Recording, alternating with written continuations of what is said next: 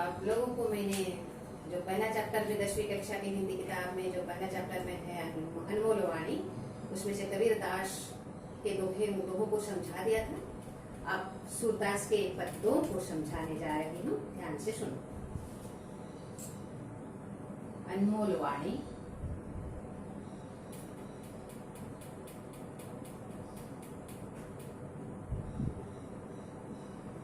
सूरदास के पद। सूरदास कौन थे? ये बड़े कृष्ण भक्त कवि थे। उनका जन्म हुआ था दिल्ली के निकट सिही गांव में 1478 में। वे एक गरीब ब्राह्मण परिवार में जन्म लिए थे। कहा जाता है कि वे जन्मांध थे, लेकिन उनकी रचनाओं को पढ़ने के बाद कुछ विद्वानों का मत है कि वे जन्म से अंधा नहीं थे। कुछ भी हो, वे बड़े विद्वान थे और उनकी रचनाओं से हमें बहुत कुछ ज्ञान प्राप्त होता है। तो कृष्ण की बाल लीला के बारे में यहाँ वे वर्णन किए हैं, उसके बारे में हमें पढ़ना है। सूर सागर से ये संकलित है। देखो पद। मैया मोही ताऊ बहुत खिंचायो। मैया माँ यशोदा माता से वे कहते हैं मैया। ताऊ यानी कि बड़े भैया बलराम मुझे बहुत चिढ़ाते हैं। मोशो कहता मोल को लीन्हो तू जसुमती कब जायो। मुझे वे कहते हैं तुम्हें मोल कर यानी कि खरीद कर लाया गया है। मोल कर यानी कि खरीद कर। मोल कर लिया गया है यानी कि खरीद कर लाया गया है। जसुमती कब तुम्हें जन्माया है? नहीं, तू जसुमती का बेटा नहीं है, तुम्हें खरीद कर लाया गया है। तू कहा कहो यही रिस के मारे खिलन में हो नहीं जाता। यहाँ सुनकर ये वे मुझे चिढ़ाते हैं तो मैं गुस्से के मारे खेलने के लिए नहीं जाता हूँ, क्योंकि बड़े भैया मुझे चिढ़ाने लगते हैं कि तुझे खरीद कर लाया गया है, तू जसुमती का यशोदा का बेटा नहीं है। पुनी पुनी कहता कौन है माता, कौन है तुम्हारा ताता यानी कि पिता। पुनी पुनी बार बार, पुनी पुनी बार बार। वे बार बार क्या कहते हैं कि कौन है माता, तुम्हारी माता कौन है और पिता कौन है? ताता मतलब पिता। तुम्हारी माता कौन है, पिता कौन है, तुम कौन हो? इस तरह कहने के कारण मैं गुस्से के मारे बाहर खेलने के लिए नहीं जाता हूँ। गोरे नंद जशोदा गोरी तू कत श्याम शरीर। वे कहते हैं तू बेटा नहीं है क्योंकि नंद राजा गोरे हैं, जसोमती मैया गोरी है, लेकिन तू तो श्याम शरीर है, काला बदन है तुम्हारा, काला शरीर है, इसीलिए तू उनका बेटा नहीं है।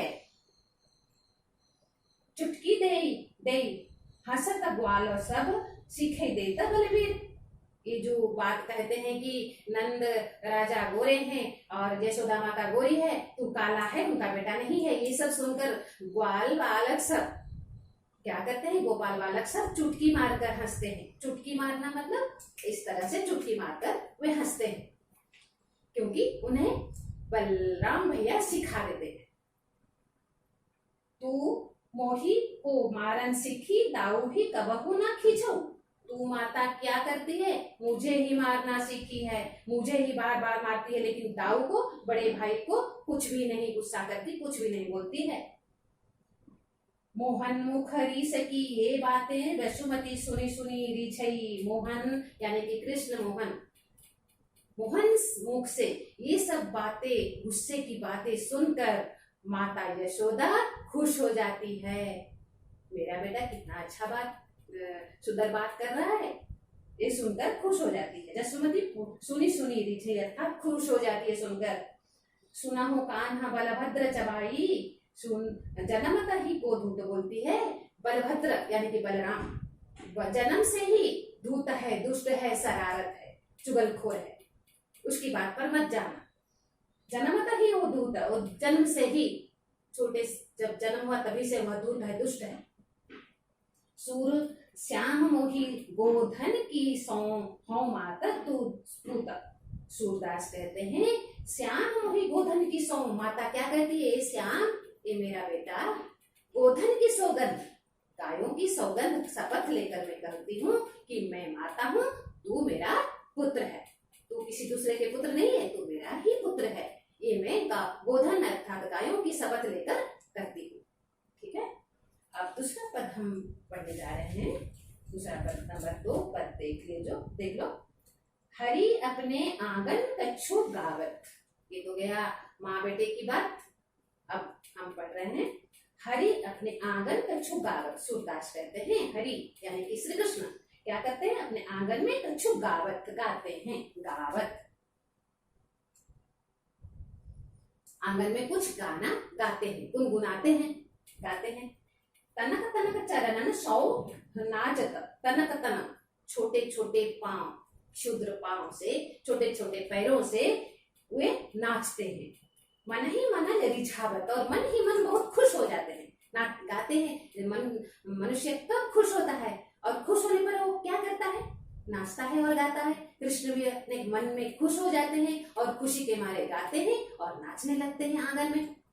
बाहा उचारी कजरी धौरी गयनी तेरी बुलावत। बाहा हाथों को, अपने हाथों को उठाकर क्या करते हैं, अपने काजरी धौरी गायनी तेरी बुलावत। काजरी काली गाय को और धौरी मतलब सफेद गायों को बुलाते हैं, अपने गायों को बुलाते हैं, पुकारते हैं। कबहू का बाबा नंद पुकार। कभी कभी अपने बाबा नंद बाबा को भी पुकारते हैं, गायों को बुलाते हैं, काली गाय को, सफेद गाय को, फिर बाबा नंद को भी कभी बुलाने लगते हैं। कबहू का घर में आवत, कभी आंगन से घर में दौड़कर आ जाते हैं। बाल लीला का वर्णन सूरदास ने किया है ना, तो उनका हर खेल को वर्णन किया गया है। तो बाहर आंगन में नाचते हुए ये सब काम करते हैं, फिर कभी घर के अंदर आ जाते हैं। माखन तनक अपने कर लई, तनक बदन में नावत। वो थोड़ा सा माखन घर से ले जाते हैं और क्या करते हैं, उनको हाथ में लेकर तनक बदन में नावत, वो लेकर बदन में मतलब अपने चेहरे पर लगा लेते हैं। कबहू चितई प्रतिबिंब खंभ में लौनी लिए खवावत। खंबे में अपने प्रतिबिंब को देखते हैं। राजा नंद का प्रसाद है, वहाँ जो खंभ होता है, खंभ में अपना प्रतिबिंब आईना जैसा दिखते हैं, और उस खंभ में अपने प्रतिबिंब को देखकर वो क्या करते हैं, माखन को उस प्रतिबिंब को खिलाते हैं। ले माखन खा। कौन खाता है, कौन खिलाता है, वो प्रतिबिंब अपने प्रतिबिंब को भी खिलाने लगते हैं बाल कृष्ण। लौनी लिए खवावत। दूरी देखती जसुमती हलीला हरस आनंद बढ़ावत। दूर से जसुमती मैया छिप कर देखती है, दूर से मेरा लाला, मेरा कान्हा किस तरह के खेल खेल रहा है, नाच रहा है, गा रहा है, और नंद गायों को बुला रहा है, नंद बाबा को बुला रहा है, दौड़ कर आ रहा है, माखन लेकर खिलाता प्रतिबिंब को है और अपने बदन में लगाता है। ये सब देखकर माता यशोदा बहुत खुश हो जाती है, हर्षित हो जाती है बाल लीला देखकर।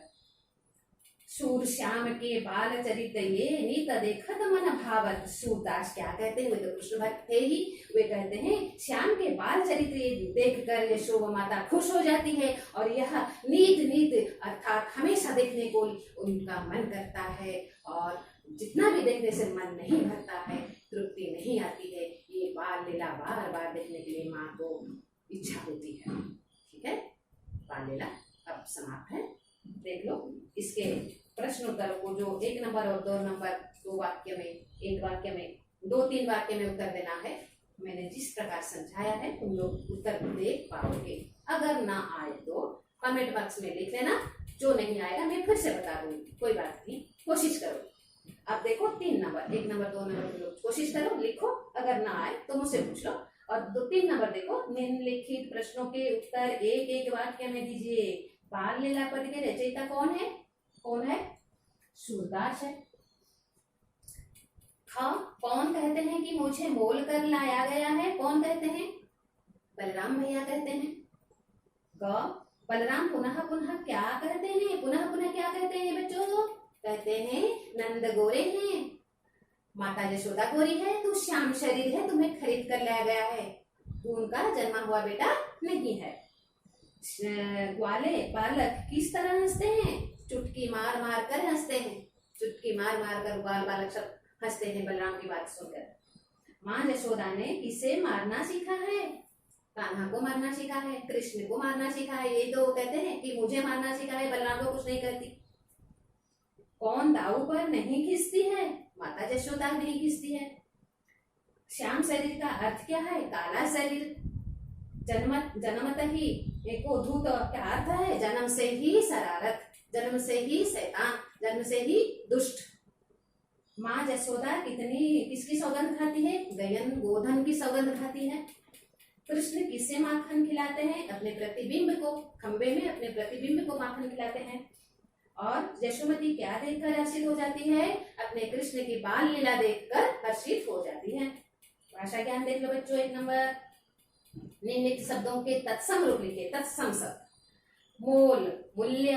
मोल का क्या होगा? मूल्य। सौम, शपथ। पूता, पुत्र। पुत्र, पुत्र का होगा पुत्र। तनक, क्षुद्र, थोड़ा।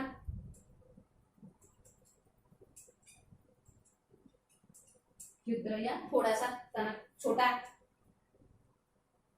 फिर धूत, दुष्ट। धूत का होगा क्या? दुष्ट।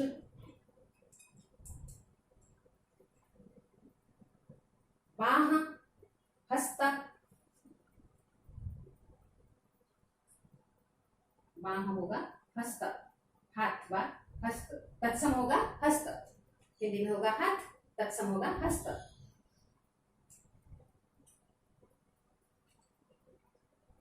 हस्त, फिर बाह हुआ हस्त। मैया, माता। मैया, माता। खिझायो, उपहास। खिझायो होगा उपहास। चिढ़ना या खिझायो, उपहास। तत्सम होगा उपहास। गयनी, गौ, गो।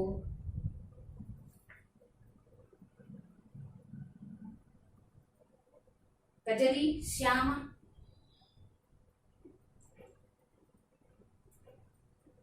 उसके बाद देखो 2 नंबर, निम्नलिखित शब्दों के समानार्थी शब्द लिखिए। नित, नित का समानार्थी शब्द क्या है? नित, प्रतिदिन, रोज। नित, नित्य। नित का होगा नित्य या रोज या प्रतिदिन,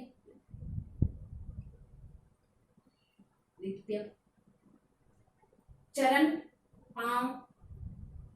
चरण होगा पांव। कर, हाथ। समानार्थी शब्द। बाह भी हाथ होगा, पांव, बाहु, ये बाह, हाथ। रीश, गुस्सा। रीश होगा गुस्सा। तात, पिता।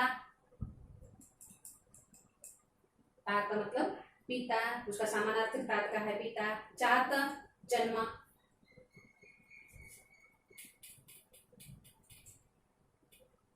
बदन, बदन मतलब चेहरा, चेहरा। मुंह भी होगा बदन, चेहरे में माखन लगाते थे, बदन। श्याम, काला। धूत, दुष्ट। सौम, शपथ। पूत, पुत्र। शरीर, देह, काया। खिंचो मतलब गुस्सा।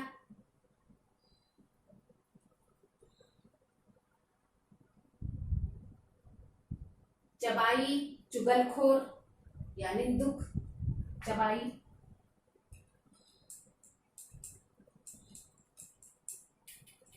चुगलखोर व निंदक, निंदा करने वाला। बस इतना ही है, खत्म हो गया तुम लोग का विषय। अगर कुछ ना समझ में आए तो कमेंट बॉक्स में मुझसे पूछ लेना।